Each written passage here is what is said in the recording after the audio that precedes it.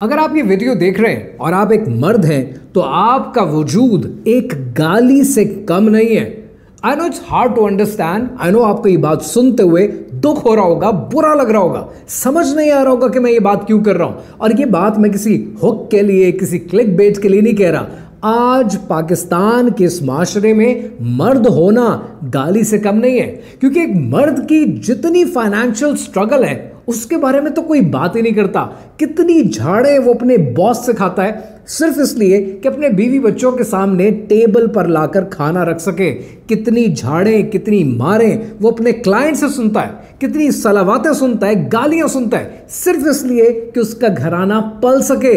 आज एक मर्द की फाइनेंशियल स्ट्रगल इतनी है कि 1 रुपया कमाने के लिए उसे पूरी एक जंग लड़नी पड़ती है, और उसके ये सारा कंट्रीब्यूशन हमारी नजरों से ओझल हो जाता है। हम टोटली इग्नोर कर देते हैं। हम उसको मेल शॉविनिज्म का नाम दे देते हैं, हम उसको शॉविनिस्ट होकर साइड पर बिठा देते हैं, उसकी स्ट्रगल पे बात नहीं करते। और आए दिन उसकी इस फाइनेंशियल स्ट्रगल में डेली इजाफा हो रहा है। इन चीजों पर बात करने की जरूरत थी, इस पर किसी ने बात की नहीं। और जब एक मर्द को ये सारे सिचुएशन फेस करनी पड़ती है, वो लिटरली अकेला अपनी पूरी फैमिली के लिए ये स्ट्रगल करता है। जब वो अकेला ये स्ट्रगल करता है तो उसको बहुत सी ऐसी चीजों का सामना करना पड़ता है जो कि उसके वहमो गुमान में भी नहीं होती हैं। क्या बीवी को पुश किया जाएगा कि वो भी काम करे? क्या बेटे बेटियां भी काम करेंगे? घर के खर्चे उठाएगा कौन? और उसको ये लगता है कि चूंकि हालात ऐसे नहीं है, मैं अफोर्ड नहीं कर पा रहा, इसलिए मुझे घर के हर फर्द को काम पर मजबूर करना पड़ता है। लेकिन उसके खिलाफ ये आलमी साजिश हो क्या रही है जिसके बारे में उसको पता तक नहीं है। कहानी है क्या, आइए समझते हैं।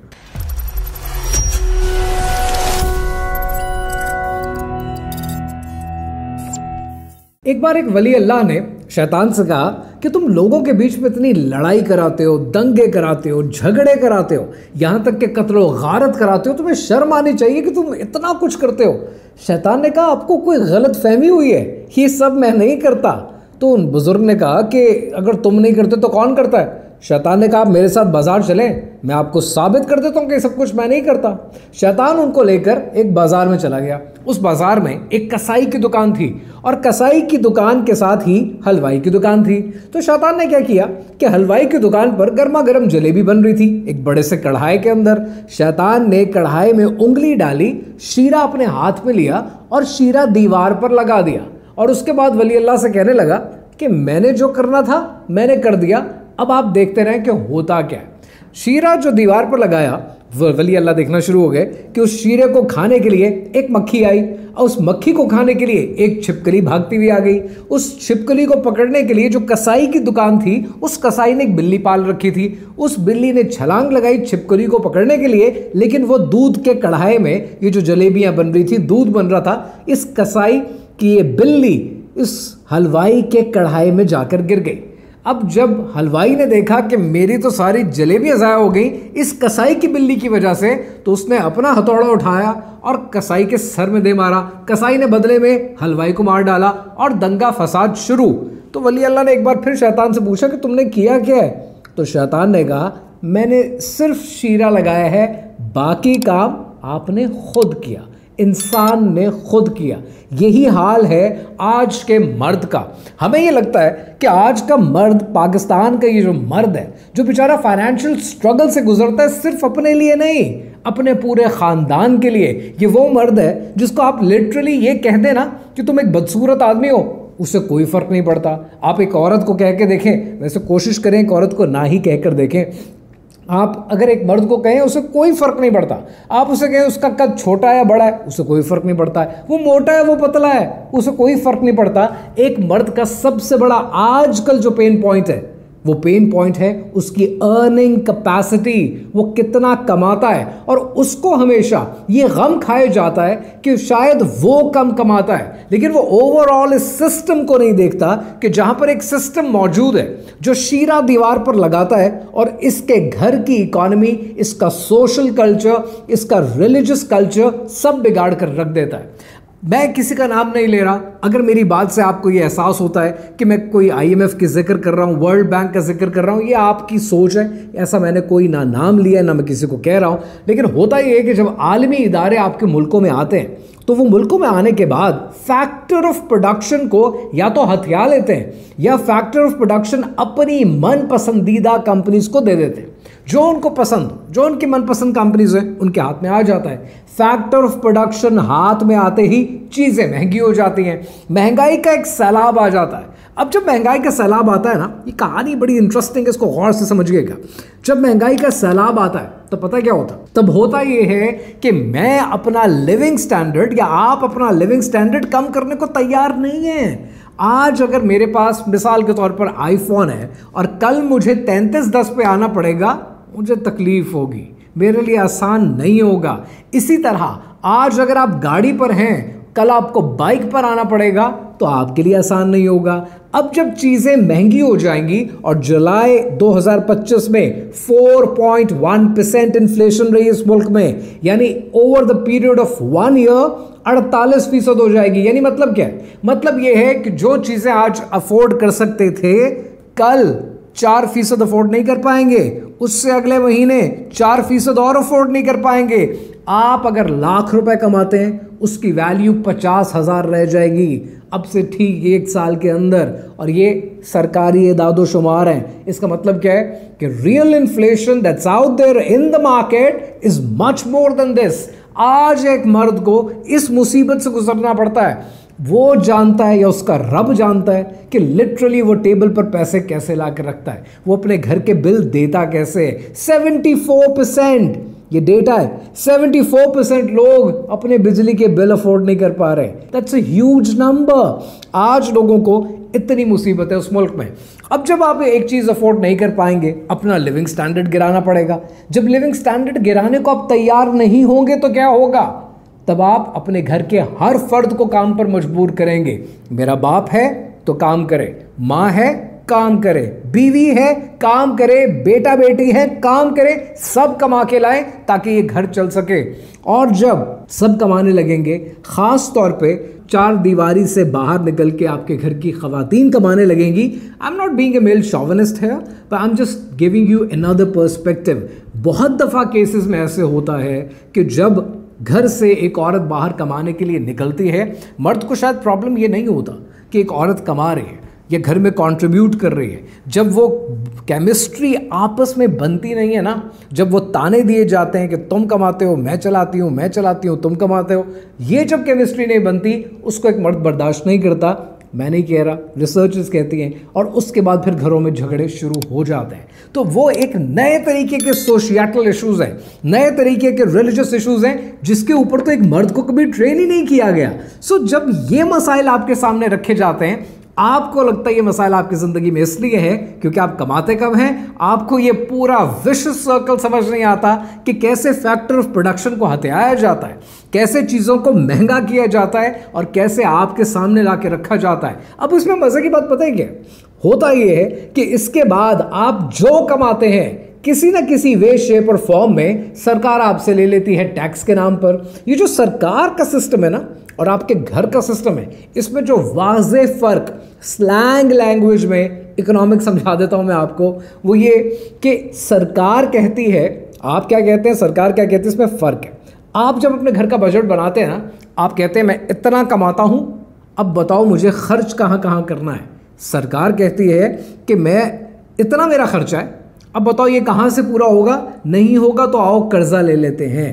तो सरकार के फर्क में, बजट में और आपके बजट में यही फर्क होता है, जिसकी वजह से आज एक आम आदमी भी इस तरह की फाइनेंशियल प्लानिंग करने पे मजबूर हो गया, कर्जा लेने पे मजबूर हो गया। क्योंकि पाकिस्तानी मर्द की स्ट्रगल पता है क्या है? उसने माशरे को ये दिखाना है कि मैं मर्द हूं और मैं घर की जिम्मेदारी भी उठाता हूं।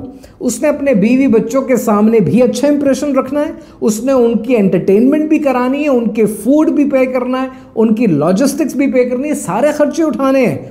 उसने अपने माँ बाप का भी ख्याल करना है और बहुत से केसेस में उसने अपनी एक्सटेंडेड फैमिली का, अपने बहन भाइयों का, अपने कजिन्स को, उनको भी जिंदगी में सेट कराना है। ये सारी जिम्मेदारी लाद दी गई एक मर्द के ऊपर और उसके बाद उसे कहा गया है कि मर्द हो, रोना नहीं है, काम करते रहो, क्योंकि मर्द होने का मतलब यह है कि काम कर करके मर जाओ। ये प्रॉब्लम्स हैं। And the worst is nobody is even talking about it कि पाकिस्तान के मर्द की स्ट्रगल्स क्या हैं। ये फाइनेंशियल स्ट्रगल्स हैं, लेकिन इन्हीं फाइनेंशियल स्ट्रगल्स की बेसिस पे एक मर्द को मर्द माना जाता है इस माशरे में। सो सवाल ये है कि जब ये पूरा विश्व सर्कल आपके खिलाफ है, जब ये पूरा विश्व सर्कल बना ऐसे है कि आपके घर का निज़ाम, आपका रिलीजियस सर्कल, आपका सोशिएटल सर्कल डिस्टर्ब होगा, अगर आपने ये लिविंग स्टैंडर्ड मेंटेन करना है, तो इन मसाइल से बाहर निकलने का तरीका क्या है, इससे हम बाहर निकलें कैसे।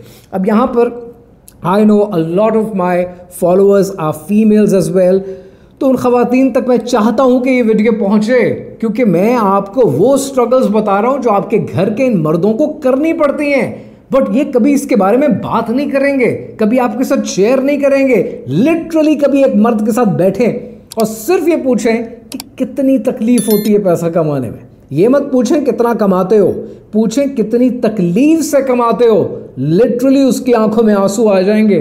वो जो कुछ फेस करता है, कभी एक दिन भी अपने बीवी बच्चों के साथ शेयर नहीं करता कि कितनी मुसीबतें और कितनी तकलीफें और कितनी गालियां सुनने के बाद वो कर पाता है जो वो आपके लिए कर रहा होता है। But at the same time I know we have a lot of liberals in our society and in my followers as well, जिनका ये पॉइंट होगा कि मैं बहुत एक मेल शॉविनिस्ट पर्सपेक्टिव दे रहा हूँ। ऐसा हरगिज़ नहीं है। मैं उन खवातीन की बात कर रहा हूँ कि जो अपने घर वालों को बहुत ज़्यादा प्रेशर देती है, अपने मर्दों को बहुत प्रेशर देती हैं। मैं उनकी बात कर रहा हूँ।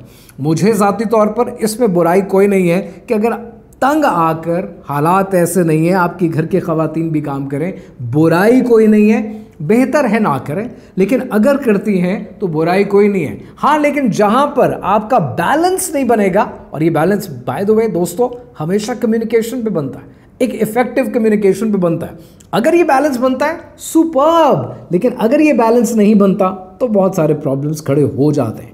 दैट बीइंग सेड, इसके हवाले से बहुत सारे रिलीजियस टेक्स्ट भी है, बहुत सारा रिलीजियस एस्पेक्ट भी है, उसको ज़रूर पढ़ लीजिएगा before coating and commenting anything.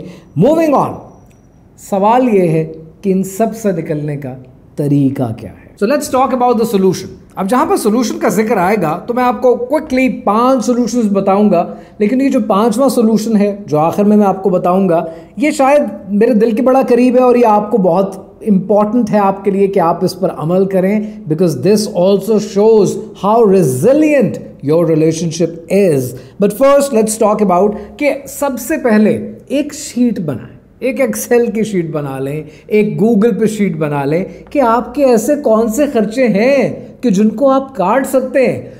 जब कश्ती डूबा करती है तब बोझ उतारा करते हैं, तो ऐसे में ऐसे बहुत से खर्चे आपकी ज़िंदगी में हैं जिनकी आपको कोई ज़रूरत नहीं है। I have been through a lot of financial troubles in my life. कोई एक दफ़ा तो नहीं है। हाँ, ट्रबल्स का दौरानिया और ट्रबल्स का मैग्नीट्यूड बदल जाता है। अब ट्रबल ऐसे आती है कि पता होता है कि आएगी, क्योंकि अब हम एक नया वेंचर करने लगे हैं, एक नया बिजनेस लॉन्च कर रहे हैं, एक जगह से वाइंड अप कर रहे हैं, एक जगह एक्सपैंड कर रहे हैं। वो चीज़ें मुख्तलिफ वे, शेप और फॉर्म में। पहले मैग्नीट्यूड इतना था, अब मैग्नीट्यूड बड़ा है, लेकिन स्ट्रगल तो हर एक की ज़िंदगी में रहती है। तो ऐसे मौके पे ज़िंदगी में मैंने बहुत जगहों से अपने ऐसे खर्चे काटे और ऐसे बहुत से खर्चे आप काट सकते हैं जहां पर आपको नेटफ्लिक्स की ज़रूरत नहीं है, बाहर खाने की ज़रूरत नहीं है। महीनों महीनों हो सकते हैं कि आप बाहर मत खाएं, तो वो ऐसे खर्चे काटें। प्रॉब्लम ये कि जो पैसा हाथ में आता है ना, तो हम उसको नोट नहीं करते कि हम डेली बेसिस पे खर्च क्या कर रहे हैं। Now this is important.